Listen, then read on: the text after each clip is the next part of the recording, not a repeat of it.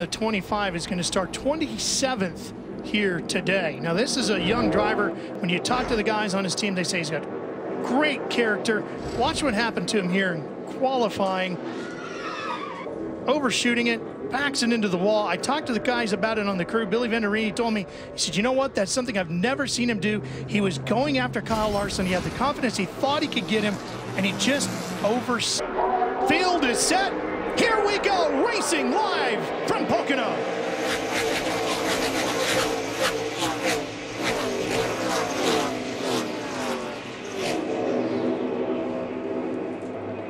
Remember, these guys have not been on the racetrack with the exception of Kyle Larson since yesterday, and they're going to drive down in that corner at about 190 miles an hour.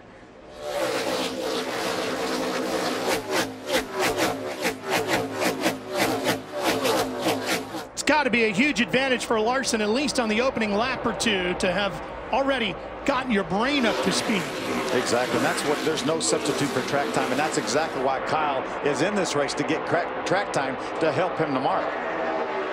Taking a look at Austin Wayne Self in the 22. Here comes the 69 of Will Kimmel as well. See Mason Mitchell a little bit wide there through turn 3. Larson already trying to open up a gap. That big horsepower in that number 4. Look at him, 3 and 4 wide already on this front straightaway. Boy, that's Pocono, isn't it? That's the shot, you know, from down in turn 1, looking up that long straightaway.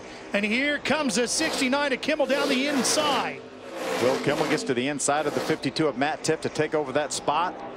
I tell you, the track officials did such a great job repaving this racetrack a couple years ago, Ralph. It's amazing what a job they did on this 2.5-mile oval. And they just made it better by doing away with the curbs and putting an actual apron in all the way around this racetrack.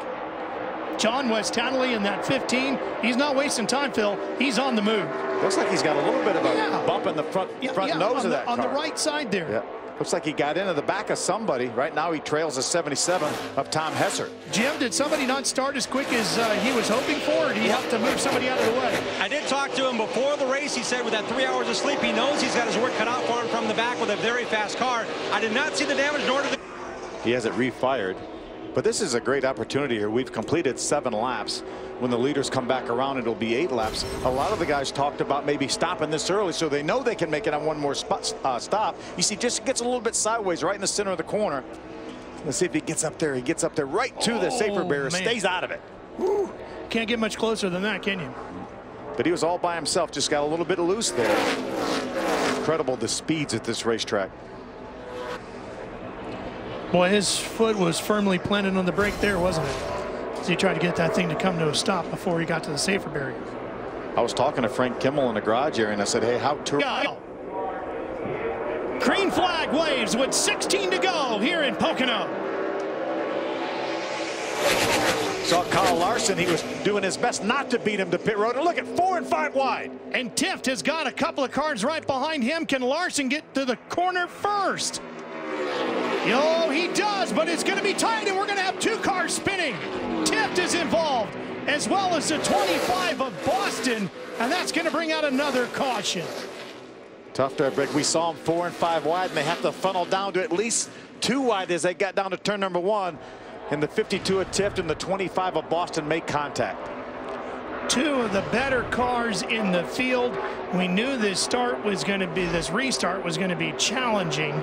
Everybody had fanned out to get around Allison, and they were all fighting to get that piece of property going into turn 1. They just ran out of it. And that was a brand new race car, that Loop number 25 for Justin Boston. Not anymore. No. Let's take a look, Ralph, and see what happened. And we see him there. Now they're trying to funnel down. They funnel down to 3 wide. Boston came down a little bit on Tift. And hard contact into that safer barrier for Justin Boston.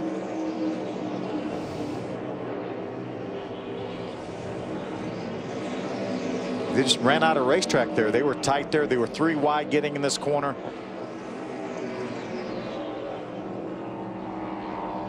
We see that happen so often on these restarts. And again, it was all predicated by the 88 of Justin Allison not being able to go.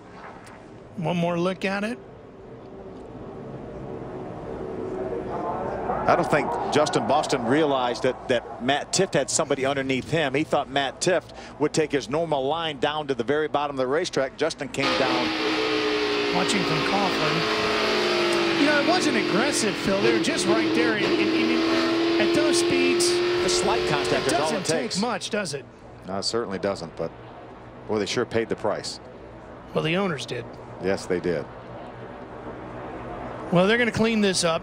One between Boston and Tifft. As we were watching the replays during the commercial break, Phil, we noticed one other car got turned around in that incident. It was Tom Hessert in the 77. Yeah, Tom had just gotten the free pass on this caution flag. Watch, actually behind this contact right here. Tom's on the outside there, and it looks like he just shot across the racetrack, and I don't know if there was contact with a car from behind or not, but he made pretty significant contact with the outside safety barrier. He's been on pit road now a couple times trying to repair the damage because he still remains on the lead lap. You know, looked like he made a little contact with Tom Birdie in the 66, and I don't know if that was enough contact to get him to go up there. See, watch it here. A lot of contact from Tom Birdie in the 66. Yeah, Spencer Gallagher does an awesome job getting by in the Legionnaire Chevrolet we were riding along with. Yeah.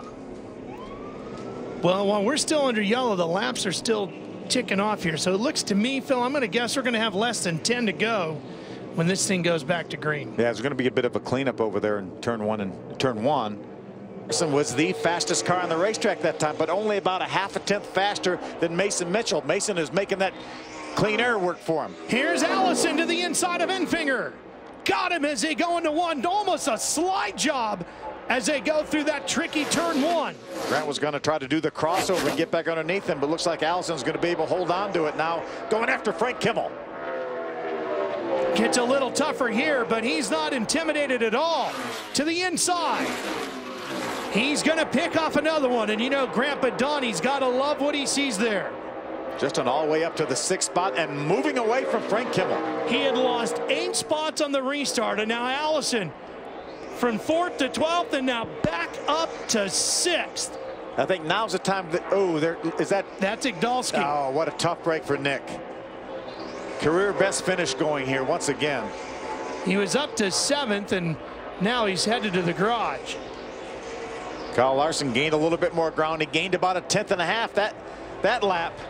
You see the gap right there, Ralph. What an upset this is going to be for Mitchell if he can pull this off. Larson has absolutely dominated the day, and Mitchell muscled him on that restart and is just checking out on him. And you know Larson's up on the wheel. He's giving it everything he's got. He certainly did such a great job on that restart, staying on the outside of Kyle Larson, and he was able to beat him off for turn number 1 and beat him down to the tunnel turn. And I guarantee we have a pretty happy crew now, but Kyle Larson is moving in on him. He's gaining on him. Mitchell looking for that win. Larson working the draft on him as they head down to turn number 1. Just 4 laps to go. Kyle Larson, he's measured Mason Mitchell, trying to figure out where he may be a little bit vulnerable. I don't see a spot, Phil. He looks like he's very confident and has a very fast race car. Yeah, Kyle Larson was about 3.5 tenths of a second faster that last lap than Mason Mitchell. Mason has the clean air, though. Mitchell looking for that career first win. Pretty good run off the corner that time for Kyle Larson. Let's see what he can do over here in turn 3. If he can get a good run off the corner, that long 3,700-foot straightaway. Will we have our 17th different winner here at Pocono in 17 races as Allison gains another one? Here he comes. He's moved to within a car length of the 98. Allison is now up to 5th as we go back to the fight for the lead. Larson right there filling up that rearview mirror. 3 to go here at the tricky triangle. Catching him is one thing. Getting around him is another. Mason did a great job not overdriving turn number 1 here, but Kyle's all over his back bumper. And traffic in front of him, Phil. As they make their way down to the tunnel turn, they're going to have Tifft just in front of them. Tift is running in 19th, not a factor here, but he could come into play. Here's Larson to the inside. Mason went a little bit wide on exit there, lost a little bit of momentum, and Kyle Larson took advantage of it. New leader here at Pocono, and Larson back to the front. Boy, you really have to give it to Mason Mitchell, but what a great fight there. Wrestle that lead away from Kyle Larson. Absolutely a great effort by Mitchell, and look, it's not done yet. 2 to go here at Pocono. Larson is back out front, but Mitchell has proven he's got the chops and the race car to battle with him. Certainly does, but Kyle Larson has been so strong this entire race. He has led 63 of the 78 laps so far.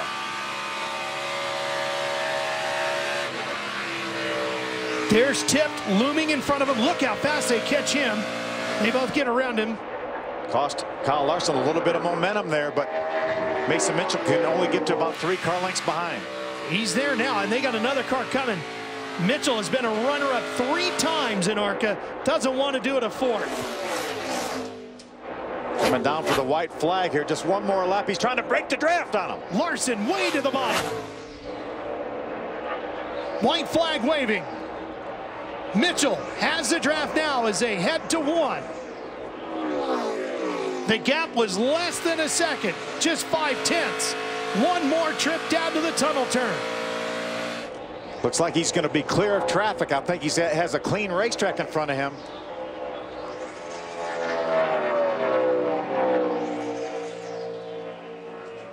Kyle Larson and his team came here to Pocono to learn. Not just to win, but to learn. He's learned a lot here today. He's had things go wrong. He's taught a little bit to some other competitors today. A lot. Yes, he has. And he's shown why everybody thinks he's got so much potential. Kyle Larson off the final corner.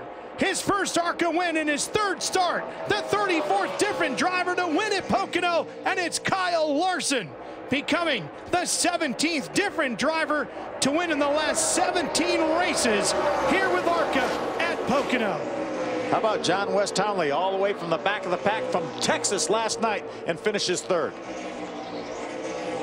Larson becoming the 5th different winner in 2014.